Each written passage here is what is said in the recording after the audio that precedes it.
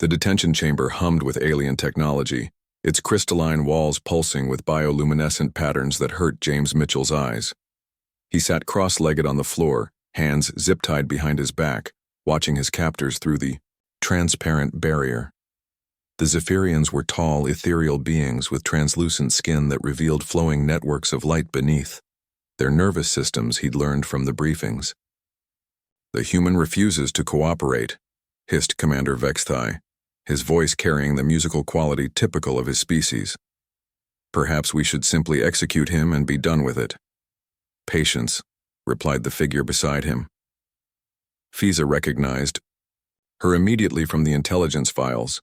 High Telepath Zalandra, one of the most powerful psychic entities in known space. Her forearms moved in graceful patterns as she spoke.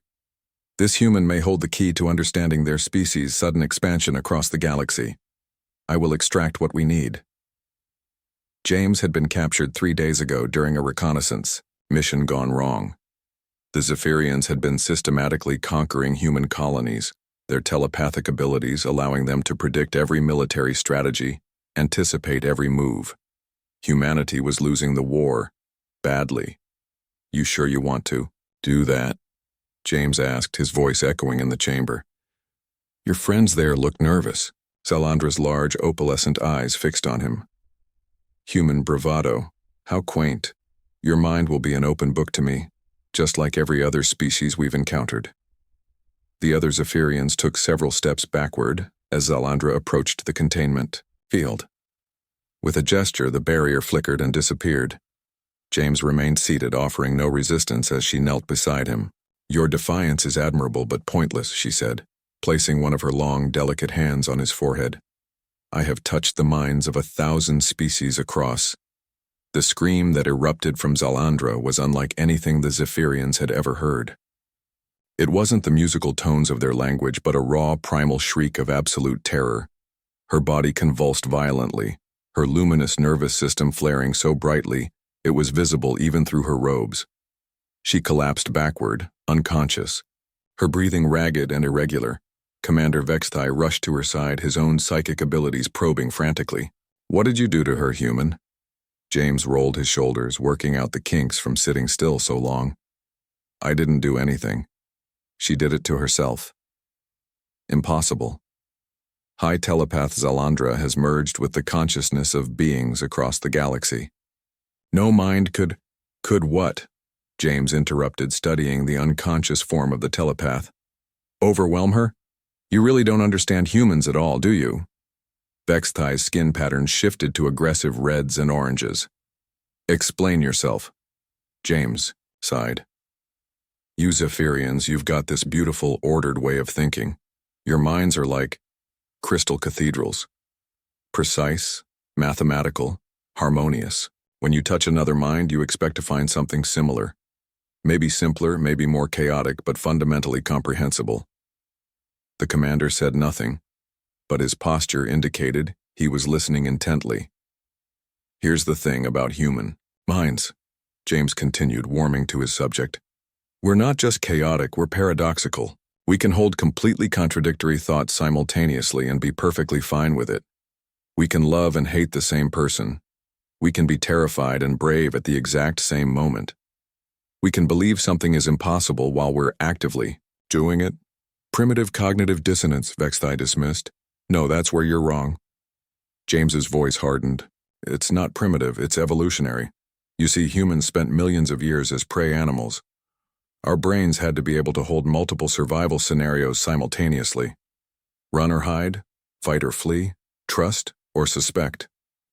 We developed the ability to think in quantum superpositions." Zalandra stirred slightly, whimpering in what sounded like several different languages. "When your telepath touched my mind," James explained, "she didn't find one consciousness. She found approximately 8 billion different potential versions of me, all existing at the same time. Every choice I could have made, every path I could have taken, every possible version of James Mitchell that quantum mechanics allows for, they're all there, all equally real to the human psyche." Vexthai's skin patterns had shifted to pale, fearful blues. That would be like trying to drink an ocean."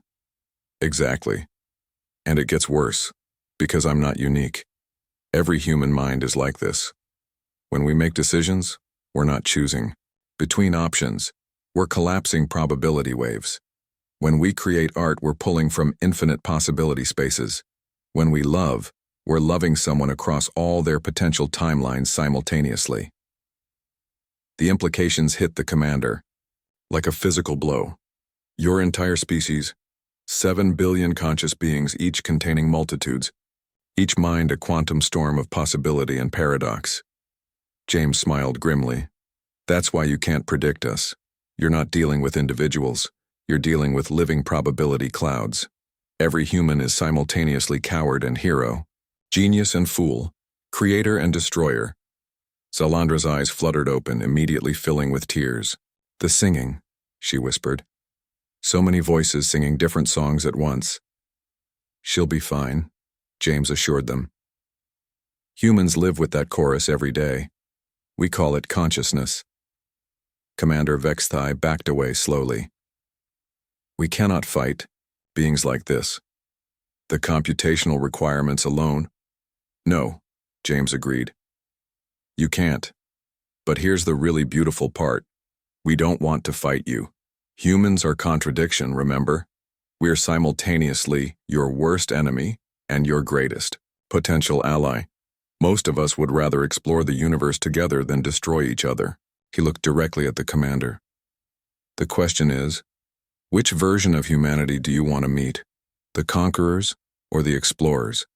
Because right now, they're both equally real. The silence in the detention chamber stretched for long moments, broken only by Zalandra's quiet whimpering as she struggled to process the experience. Finally, Vexthai spoke. Perhaps we should discuss terms. James Mitchell smiled, and in that smile was every possible future, war and peace, destruction and creation, hope and despair, all existing together in the beautiful, terrifying paradox that was human consciousness. The war, it seemed, was about to become a conversation,